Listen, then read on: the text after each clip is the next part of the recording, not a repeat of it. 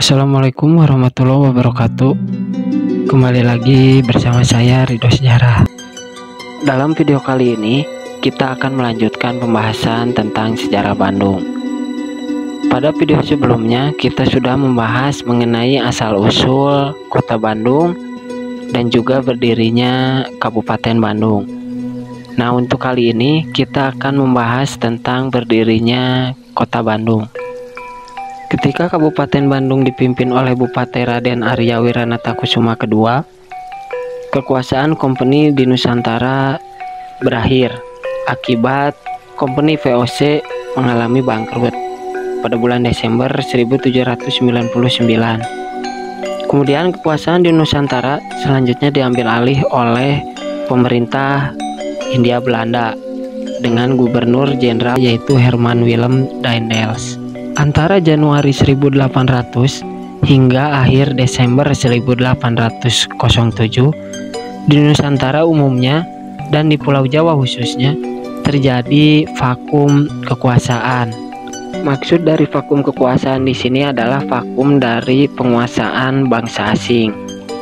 Karena walaupun gubernur jenderal kompeni masih ada, tetapi ia sudah tidak memiliki kekuasaan. Dan bagi para bupati, selama kekosongan kekuasaan ini berarti hilangnya beban berupa kewajiban-kewajiban yang harus dipenuhi bagi kepentingan penguasa asing tersebut. Dengan demikian, mereka dapat mencurahkan perhatian kepada kepentingan pemerintahan daerah masing-masing. Hal ini juga kiranya terjadi pada Kabupaten Bandung. Pada masa kekosongan kekuasaan itu, rupanya Bupati Bandung Raden Arya Wiranatakusuma II menyadari bahwa Krapyak sebagai ibu kota kabupaten, lokasi dan kondisinya menimbulkan berbagai kendala bagi jalannya pemerintahan kabupaten. Karena wilayah Krapyak yang merupakan ibu kota, lokasinya tidak strategis. Karena tempat itu terletak di sisi bagian selatan daerah Kabupaten Bandung. Sedangkan sebagian besar wilayah Kabupaten Bandung berada di bagian utara Krapyak. Selain tidak strategis, wilayah Krapyak juga bila musim hujan merupakan daerah sasaran banjir akibat meluapnya air Sungai Citarum. Oleh karena itu, Bupati merencanakan untuk memindahkan ibu kota kabupaten ke tempat yang lebih baik dan strategis bagi pusat pemerintahan. Menurut naskah sejarah Bandung, Bupati Raden Arya Wiranatakusuma II beserta sejumlah rakyatnya pindah ke Krapyak, ke daerah sebelah utara dari lahan bakal ibu kota.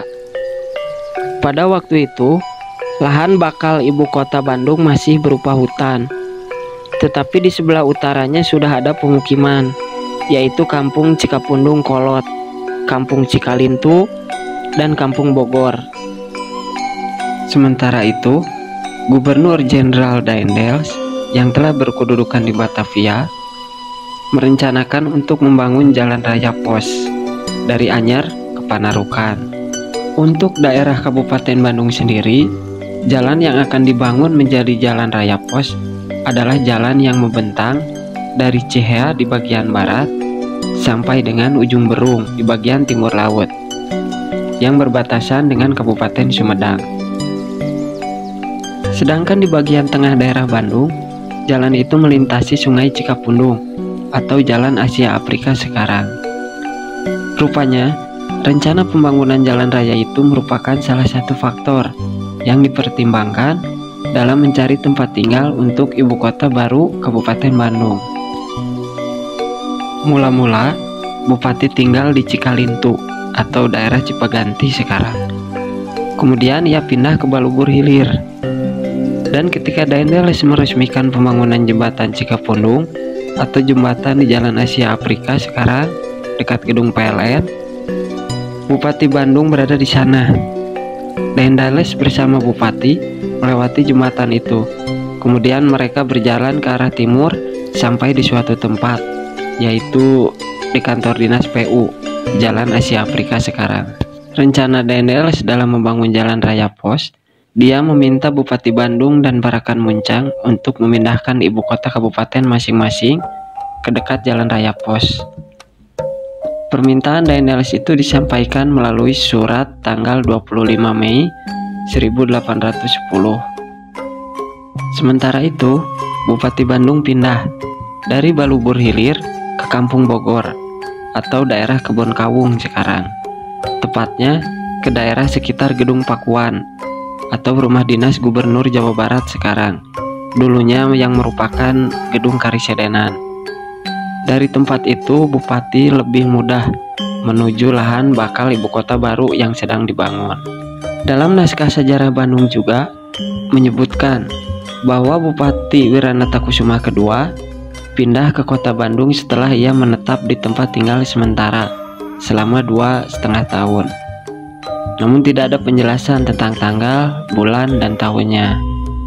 Dalam hubungan ini, Raden Asyik Datanegara melalui tulisannya yang dimuat dalam Volksalmanak Sunda tahun 1938 menginformasikan bahwa pindahnya ibu kota Kabupaten Bandung ke kota Bandung bersamaan dengan pengangkatan Raden Surya menjadi Patih Kabupaten Parakan Muncang.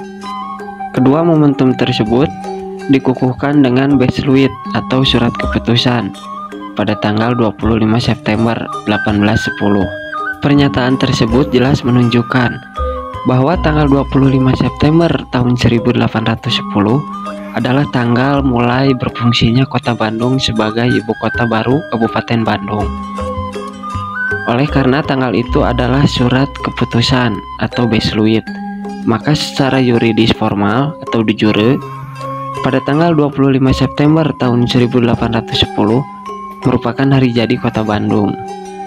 Berdasarkan data dari berbagai sumber, pembangunan kota Bandung sepenuhnya dilakukan oleh sejumlah rakyat Bandung di bawah pimpinan Bupati Raden Arya Wiranata Kusuma II.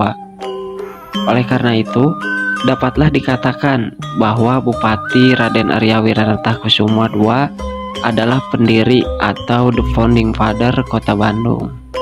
Sedangkan untuk tata kota Bandung sendiri, itu dirancang berdasarkan pola kota tradisional dengan meniru kota kerajaan atau kota istana.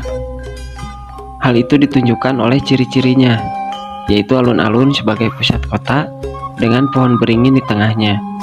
Kemudian ada pendopo kabupaten, ada masjid, dan balai Bandung atau balai kota yang biasa disebut dengan paseban atau bebancong. Bangunan-bangunan itu masing-masing dibangun di sebelah selatan, barat, dan utara dari alun-alun. Bangunan-bangunan yang awal dibangun itu juga merupakan bangunan tradisional yang terbuat dari kayu dengan atap ijuk atau alang-alang. Di sekitar pendopo dibangun jalan kecil yang ditaburi oleh batu kerikil dengan kikis atau pagar bambu di kiri kanannya. Jalan itu disebut lulurung. Komponen lainnya adalah pintu gerbang atau gapura kota yang disebut kaca-kaca, yaitu dua pilar tembok tinggi seperti segitiga siku-siku yang dibangun di kiri kanan jalan. Pintu gerbang bagian barat dibangun di daerah Andir sekarang atau 2 km dari alun-alun, disebut kaca-kaca kulon. Sedangkan pintu gerbang di bagian timur dibangun dekat jalan Simpang 5 sekarang atau 1,5 km dari alun-alun. Kedua pintu gerbang tersebut dibangun di Jalan Raya Pos karena pada waktu itu jalan tersebut merupakan satu-satunya jalan utama untuk menuju kota Bandung dari arah barat maupun dari arah timur. Dan kota Bandung sendiri dalam proses berdirinya selain mengikuti bangunan tradisional juga sudah dicampuri kepentingan pemerintah kolonial. Oleh karena itu, pada awal perkembangannya, kota itu sudah diwarnai oleh komponen kota kolonial, yaitu ditandai dengan adanya penjara dan juga loji. Kedua bangunan ini terletak di sebelah utara alun-alun. Penjara tepatnya berlokasi di daerah Banceuy, sehingga penjara itu dikenal dengan nama penjara Banceuy. Nah, kemudian pada abad ke-19, perkembangan kota Bandung, terutama hingga pertengahan abad itu, berjalan sangat lambat. Namun dalam perkembangannya, hingga awal abad ke-20, fungsi kota Bandung cukup menonjol karena sebagai pusat pemerintahan, pusat perekonomian, dan pusat pendidikan, khususnya untuk daerah Priangan, Jawa Barat. Nah, penjelasan tadi merupakan sejarah berdirinya kota Bandung. Namun untuk perkembangannya harus membahas secara mendalam lagi. Terima kasih sudah menyaksikan video ini. Wassalamualaikum warahmatullahi wabarakatuh.